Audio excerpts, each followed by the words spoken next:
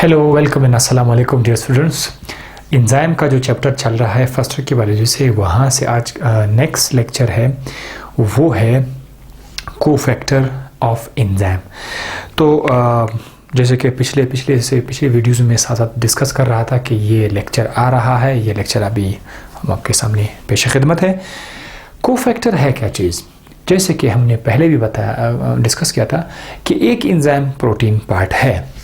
ऐसा सपोज ये हमारे पास इंजाइम जो है, इंजाइम ये रहा आपका इंजाइम, और ये जो इंजाइम है ये खुद किस चीज़ से मिलके बना हुआ है? किस चीज़ से मिलके बना हुआ है? प्रोटीन से मिलके बना हुआ है। और इंजाइम को मुकम्मल होने के लिए हमें चाहिए एक और हिस्सा जिसका नाम है नॉन प्रोटीन पार्ट। वो बिल्कुल प्रोटीन से बना हुआ नहीं है, वो प्रोटीन के अलावा किसी और चीज़ से मिलके बना होगा, प्रोटीन नहीं होगा। सो ये जो नॉन प्रोटीन पार्ट है, जो एंजाइम का पार्टनर है, इसको हम नाम देते हैं कोफैक्टर। कोफैक्टर की वजह से ये पूरा का पूरा एंजाइम मुकम्मल एंजाइम हो जाएगा, और आप इस मुकम्मल एंजाइम को एक नाम भी दे सकते हैं, होलो एंजाइम। आज का जो टॉपिक है वो इस कोफैक्टर के ऊपर है, और कोफैक्टर हमारे पास जो है वो दो तरह की है। आइडिया आने के बाद जब आपको समझ आ गया कि कोफैक्टर जो है वो क्या चीज़ है, तो उसके बाद हम आ जाते हैं कि कोफैक्टर जो है वो हमारे पास दो तरह की है। एक और इनऑर्गेनिक है और एक ऑर्गेनिक है। इनऑर्गेनिक में मोस्टली ये मेटल आयन होते हैं। मोस्टली ये क्या होता है? ये मेटल आयन होते हैं। मेटल आयन जैसे कि सोडियम, मैग्नीशियम, जिंक, ये जो है ये एंजाइम के पार्टनर होते हैं, ये आयन्स होते हैं। अच्छा, इसमें क्लोरीन आयन भी आ सकते हैं, लेकिन वो तो मेटल नहीं है, तो मोस्टली इसमें इनऑर्गेनिक आयन आएंगे, चाहे वो पॉजिटिव आयन है या नेगेटिव आयन है। वैसे पॉजिटिव आयन का तो मैंने एग्जांपल बताया था, अक्सर हमारे पास जो है पॉजिटिव आयन होते हैं, लेकिन नेगेटिव आयन भी होते हैं जैसे कि क्लोराइड आयन। सो मेजॉरिटी में इनऑर्गेनिक आयन है। ये इसको हम लोगों ने एक और नाम भी दिया था, मेटेलिक एक्टिवेटर के नाम से। ओल्ड जो कोर्स था उसमें जो है इनको क्या कहा था? मेटेलिक एक्टिवेटर के नाम से भी इसको जाना जाता था, मेटेलिक एक्टिवेटर के नाम से। बस इसका इतना सा किरदार है। अब आ जाते हैं ऑर्गेनिक जो कोफैक्टर है उसकी तरफ आएंगे। ऑर्गेनिक कोफैक्टर हमारे पास दो तरह के हैं। एक का नाम है कोएंजाइम, एक का नाम है कोएंजाइम, और दूसरे का नाम है प्रोस्थेटिक ग्रुप इसको कहते हैं। तो इसका मतलब ये है कि कोएंजाइम और प्रोस्थेटिक ग्रुप दोनों कोफैक्टर है, दोनों ऑर्गेनिक है, लेकिन इन दोनों में फ़र्क क्या है वो मैं आपको बताता चलो। कि जो कोएंजाइम है वो ऐसा एंजाइम का पार्टनर है। मिसाल के तौर पर ये हमारे पास एंजाइम है, ये है एंजाइम, और यहाँ पर एंजाइम के साथ अटैच है कौन अटैच है?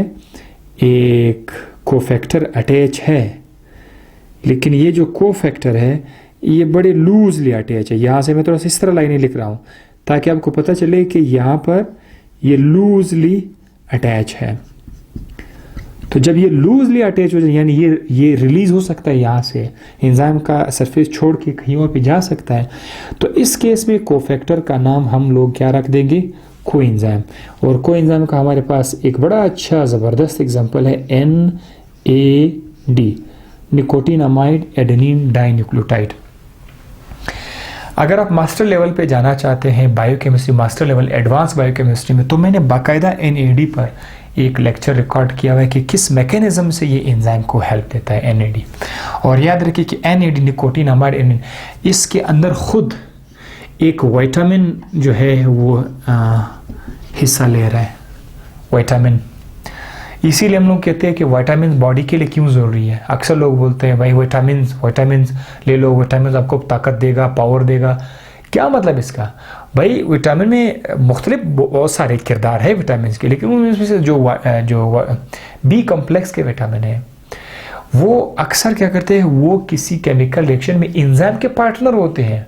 तो अगर आप चाहते हैं कि आपके बॉडी के अंदर एंजाइम सही मायने में काम करे तो आप विटामिन लिया करें, इसीलिए विटामिन आपकी ग्रोथ को भी मुतासर करते हैं। सो ये यहाँ पर खुद एक विटामिन आ रहा है। अक्सर जो कुछ विटामिन है बी कॉम्प्लेक्स वो कोएंजाइम की कैटेगरी में आते हैं। सो ये आपसे पूछा जा सकता है कि what is the role of vitamin in enzyme, what is the role of vitamin in metabolism. तो आप उसके लिए ये जवाब दोगे कि vitamin serve as a coenzyme for enzyme. And then prosthetic group क्या है?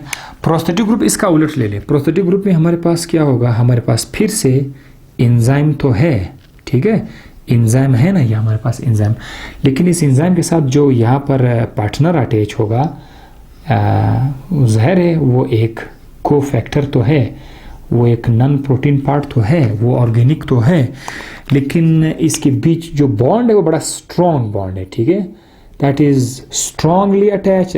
वो कोवेलेंट बॉन्ड से होगा, ज़ाहिर है कोवेलेंट बॉन्ड जो है वो ज़्यादा अटैचमेंट देता है। तो अगर ये स्ट्रॉन्गली अटैच है, कोवेलेंट बॉन्ड से अटैच है, तब जाकर इसका हम क्या नाम देंगे, प्रोस्थेटिक ग्रुप का नाम देंगे। और इसका हमारे पास एक एग्जांपल है FAD, फ्लेविन एडेनिन डाइन्यूक्लियोटाइड, इसका नाम है फ्लेविन एडेनिन डाइन्यूक्लियोटाइड। ये FAD का मैकेनिज्म भी मैंने उसी लेक्चर में डिस्कस किया हुआ है, और FAD भी एक विटामिन से डिराइव्ड है। साथ साथ फिर मैंने यहाँ पर विटामिन बी कॉम्प्लेक्स, इसको मैंने क्यों लिखा हुआ है, ताकि मैं आपको बताता चलूँ कि some vitamins why they are important for our body. तो उसकी रीज़न ये है कि vitamin serve as a coenzyme. हालांकि विटामिन का कोएंजाइम के अलावा और भी रोल है, फंक्शन है, जो कि हमने बोन में देखा है, रिप्रोडक्शन में देखा है, बहुत सारी जगहों पर भी हमने देखा है एज एंटीऑक्सीडेंट रोल अदा करते हैं। लेकिन जो विटामिन बतौर कोएंजाइम के काम करते हैं वो अक्सर बी कॉम्प्लेक्स से आते हैं। इसीलिए आप भी अपने बॉडी को विटामिन की कमी कभी भी ना दिया करें, विटामिन लिया करें।